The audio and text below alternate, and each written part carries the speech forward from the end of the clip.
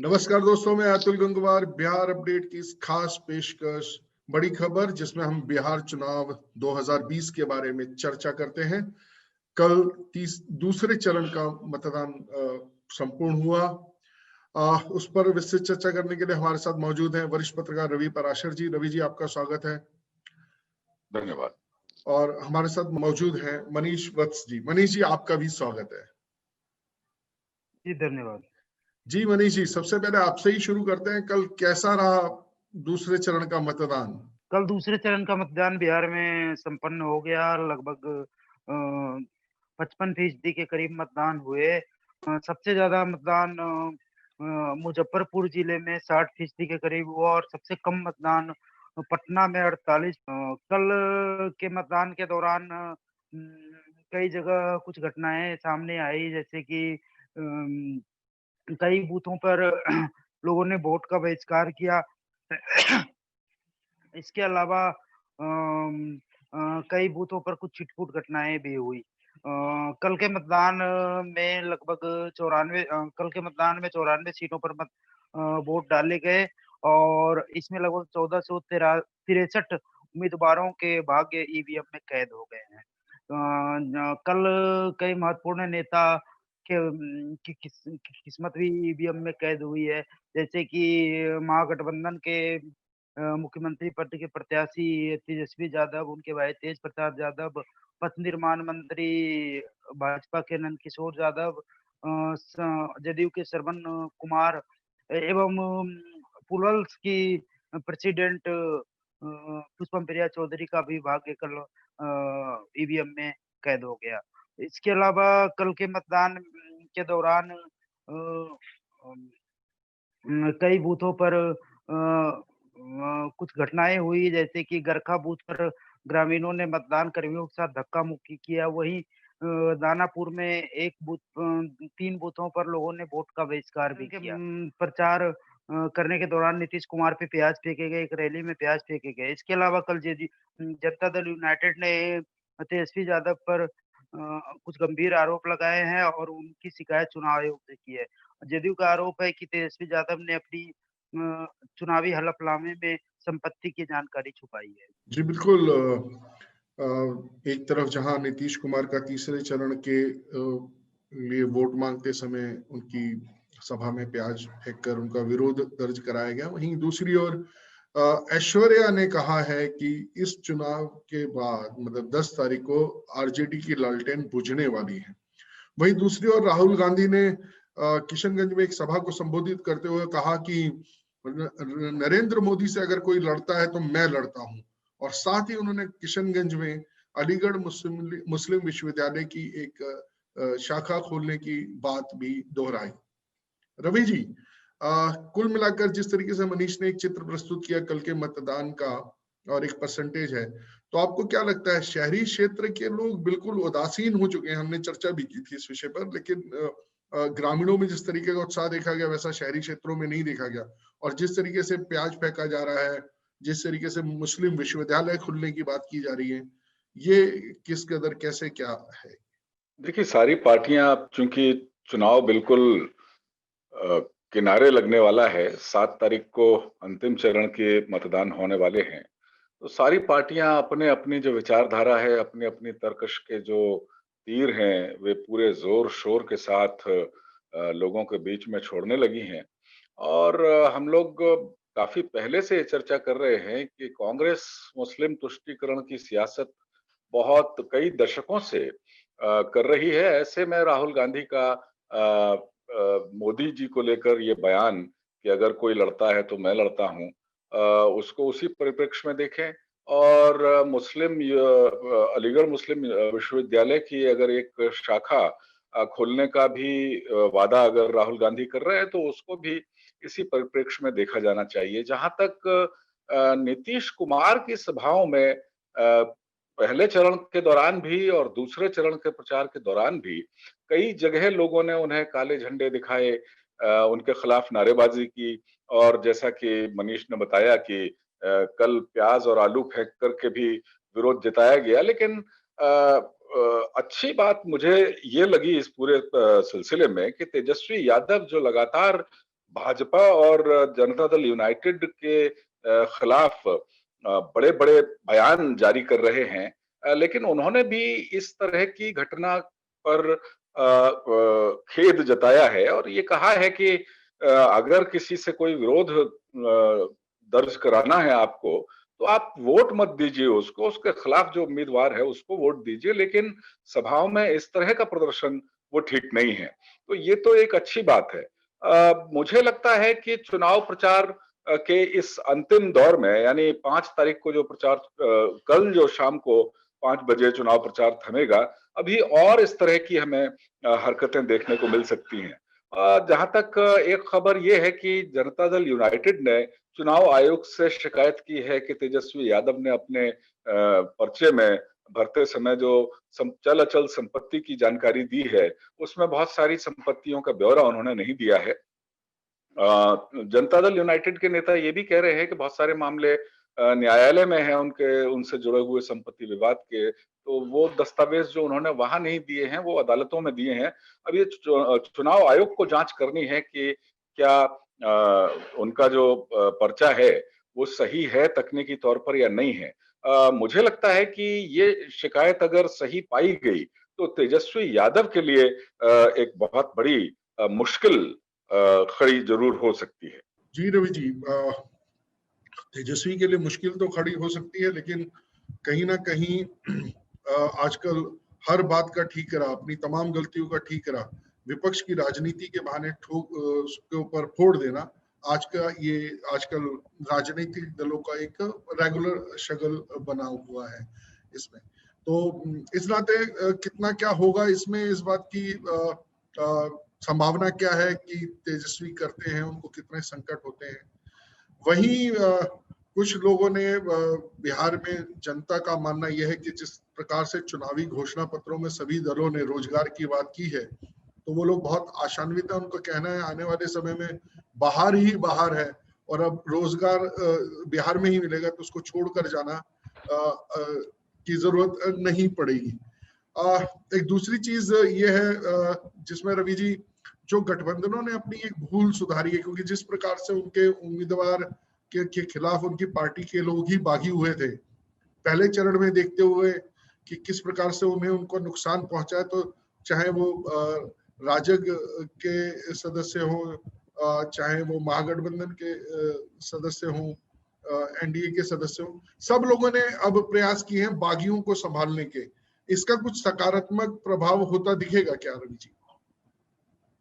देखिए, इस बार हमने ये ज़रूर देखा है कि हर पार्टी से, हर गठबंधन से, क्योंकि क्लियर कट 2 गठबंधन नहीं हो पाए और एलजेपी इधर सत्तारूढ़ गठबंधन से बिल्कुल अलग रुख अपनाकर चुनाव लड़ रही है। तो हमने ये ज़रूर देखा है कि पिछले विधानसभा चुनाव के मुकाबले इस बार हर पार्टी के बागी उम्मीदवार ज़्यादा संख्या में उतरे हैं। बीजेपी ने भी कई लोगों को उनकी प्राथमिक सदस्यता निलंबित की है। सारी पार्टियां अनुशासनात्मक कार्रवाई कर रही हैं, लेकिन बागी उम्मीदवार के उतरने से एक जनता के बीच में कंफ्यूजन जरूर पैदा होता है और चुनाव नतीजों पर कम से कम मुझे लगता है कि 15-20 सीटें बागी उम्मीदवारों के उतरने से इस बार वहां के नतीजे प्रभावित होंगे। जहां बिल्कुल नेक टू नेक कड़ी टक्कर होगी, वहां बागी उम्मीदवार वाला फैक्टर जरूर काम करेगा, क्योंकि जो बागी उम्मीदवार जिसको हम कहते हैं, जाहिर है कि वो 5 साल अपने चुनाव क्षेत्र में काम कर चुका होता है और किसी न किसी समीकरण की वजह से आखिर में जब उसका टिकट कटता है, तो उसके कुछ न कुछ समर्थक होते ही हैं और कुछ हजार पार्टियों के तमाम आग्रह के बावजूद एक तरह से व्हिप जारी नहीं होता है, लेकिन पार्टियां ये तो कहती ही हैं अपने जो कैडर है उससे कि जो बागी उम्मीदवार है जिसको सिंबल उन्होंने नहीं दिया है उनको वोट न डालें, लेकिन फिर भी वो कुछ हजार वोट जरूर पार्टी के काट देते हैं। तो ऐसे में मुझे लग रहा है कि 15 से 20 सीटें सारी पार्टियों के लिए इस बार बागी उम्मीदवारों की वजह से इधर के उधर नतीजे हो सकते हैं। आपने रोजगार की बात की, तो जनता दल यूनाइटेड अब बहुत मुखर होकर के राष्ट्रीय टेलीविजन चैनलों पर बैठ के बिहार चुनाव के सिलसिले में जब चर्चा कर रहे हैं उनके प्रवक्ता, तो वो ये कह रहे हैं कि तेजस्वी यादव बेरोजगारी के जो आंकड़े अपनी जनसभाओं में सामने रख रहे हैं बिहार की जनता के, वो भी सिरे से गलत है। क्योंकि कोरोना महामारी के अचानक मार्च में जब कोरोना महामारी का एकदम से विकराल स्वरूप सामने आया, तो ये बात बिल्कुल सही है कि रेहड़ी वाले, पटरी वाले और बहुत सारे लोगों का जो रोजगार का जरिया था, वो छिन गया क्योंकि लॉकडाउन लग गया, लोग घरों से बाहर नहीं निकले। लेकिन अब चूंकि काफी महीने हो चुके हैं और अनलॉक 5 का दौर चल रहा है, जो 1 महीने जिसकी अवधि बढ़ाई भी गई है। तो अब बहुत सारे रोजगार जो हैं वो चाहे रेहड़ी पटरी वाले हों, चाहे वो खाना बेचने वाले लोग हों, मोची हों, रिक्शे वाले हों, इस तरह के बहुत से रोजगार अब लोगों ने स्वाभाविक रूप से सामान्य तौर पर शुरू कर दिए हैं। तो जो बेरोजगारी का 46% के आसपास आंकड़ा तेजस्वी यादव बिहार में लगातार बताते हैं, वो अब घटकर काफी कम हो गया है, जी, करीब-करीब 8% के आसपास हो गया है। तो ये सच्चाई भी लोगों के सामने जनता दल यूनाइटेड रखने का प्रयास कर रहा है। लेकिन जैसा कि हम जानते हैं कि रोजगार बड़े पैमाने पर जो रोजगार को लेकर धारणा जो बनी हुई है, वो ये बनी हुई है कि सरकारी नौकरी मिलेगी, तभी रोजगार उसको हम कहेंगे। तो फिर अलग बात है और उसके लिए भी अगर आरजेडी की सरकार बनती है, जैसा कि वो बार-बार कह रहे हैं कि हम पहली कैबिनेट मीटिंग में 10 लाख सरकारी नौकरियां देंगे, तो ये जवाब भी उन्हें बिहार की जनता जी, को देना पड़ेगा कि सरकारी नौकरी 10 लाख वो अचानक कैसे बना लेंगे? पोस्ट ही नहीं होंगी तो पोस्ट क्रिएट कैसे करेंगे और उनके लिए बजट कहाँ से जुटाएंगे? अभी तो स्थिति ये है राज्य सरकारों की कि जो राज्य सरकारों के कर्मचारी हैं, उनको 1 तारीख को जो वेतन मिलना चाहिए, वो 1 तारीख को वेतन भी नहीं मिल रहा है। नवंबर का वेतन अक्टूबर का वेतन जो 1 नवंबर तक मिल जाना चाहिए, वो 1 महीने डिले चल रहा है। तो जब अभी पूरी तरह बजट जो नौकरी पेशा लोग हैं सरकारी काम कर रहे हैं, सरकारी नौकर हैं, उनको जब वेतन देने में इतनी समस्याएँ आ रही हैं, तो 10 लाख नौकरियों के लिए खजाना कहाँ से भरेंगे और कहाँ से ये पद सृजित करेंगे? जी, जी, मुझे लगता है कि तेजस्वी यादव की पार्टी ने ये 10 लाख नौकरियों वाला जो एक जुमला बिहार की सियासत में छोड़ा है, यकीनी तौर पर उसने पूरे चुनाव प्रचार को प्रभावित किया है और यही वजह है कि 19 लाख रोजगार सृजन का वादा भारतीय जनता पार्टी को भी करना पड़ा। लेकिन अब ये देखना दिलचस्प होगा कि अगर आरजेडी की सरकार बनती है तो वो पहली कैबिनेट में अब इतनी बार बोल चुके हैं तो कुछ ना कुछ कागज पर तो मेरे ख्याल से वो वादा जी, कर ही देंगे, जी, जी, लेकिन उसे जमीनी स्तर पर कैसे उतार पाएंगे? जी, बिल्कुल।